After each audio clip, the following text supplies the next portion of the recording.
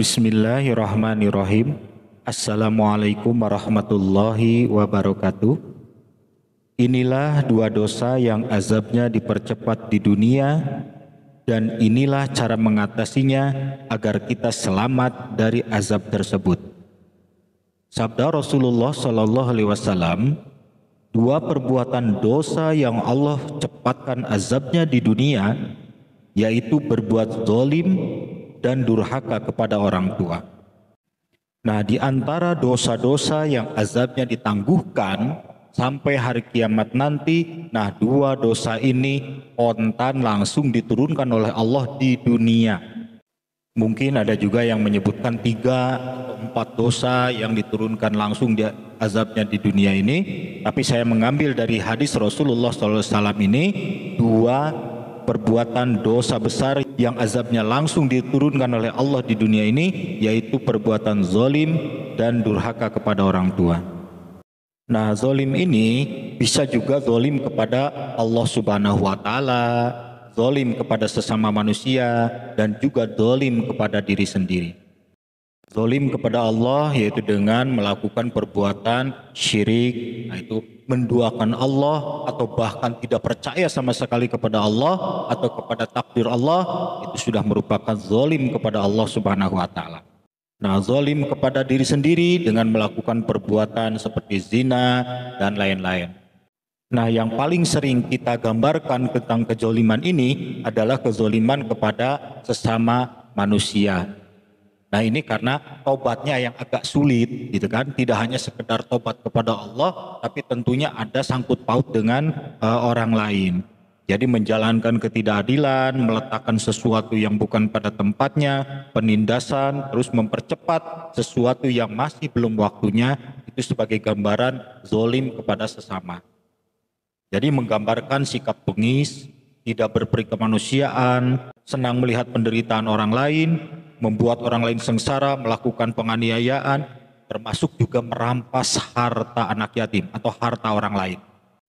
Nah, ini yang sering terjadi, dan ini tidak cukup bertobat kepada Allah saja, gitu kan? Karena ini merupakan suatu dosa besar, tentunya kita harus bertobat kepada Allah. Satu, itu yang pertama. Yang kedua, harus menyelesaikan dulu dengan masalahnya dengan orang yang kita dolimi, atau harus ada islah, itu istilahnya. Jadi kalau kita, ini salah satu contoh misalnya pernah menzolimi, mengambil atau merampas hartanya anak yatim, nah itu mau tidak mau gitu kan, jangan berpikir aduh eman atau sayang gitu kan, hartanya kalau dikasihkan, tapi itu hak orang lain, kasihkan gitu kan. Kasihkan, kita setelah bertobat kepada Allah, selesaikan urusannya dengan manusia, kembalikan harta anak yatim tersebut.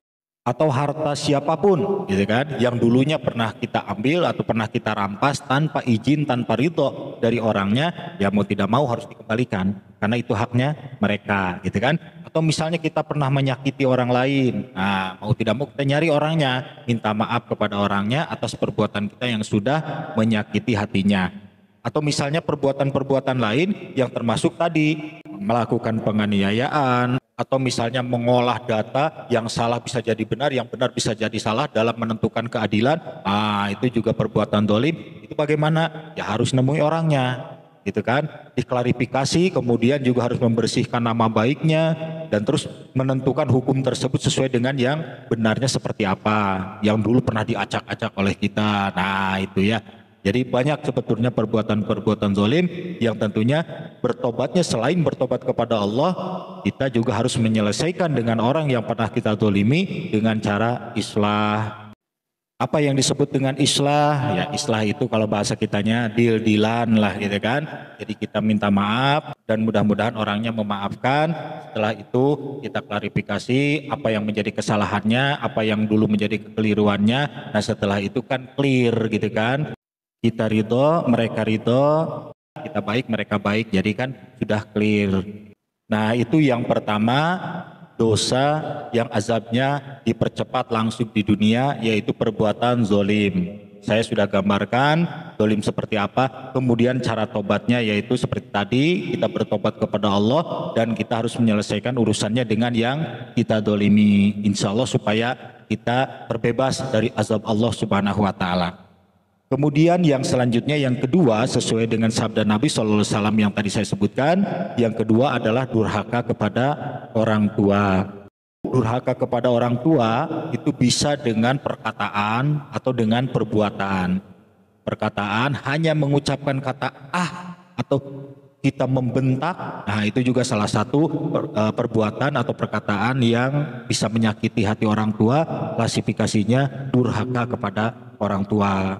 Kadang-kadang juga kita memperlakukan orang tua seperti pembantu dengan kita menyuruh nyucikan bajunya, dengan suruh masak, suruh apa yang tidak layak dilakukan oleh orang tua, kita melakukan itu adalah durhaka kepada orang tua. Dan juga masih banyak ya perilaku-perilaku durhaka kepada orang tua. Bagaimana cara tobatnya? Yaitu kita bertobat kepada Allah Subhanahu wa taala, memohon ampun dari dosa tersebut, dosa durhaka kepada orang tua, dan selanjutnya meminta maaf kepada orang tua. Seandainya orang tua masih ada, kita datangi, sowan atau berkunjung ke orang tua, meminta maaf, beli hatinya, gitu kan?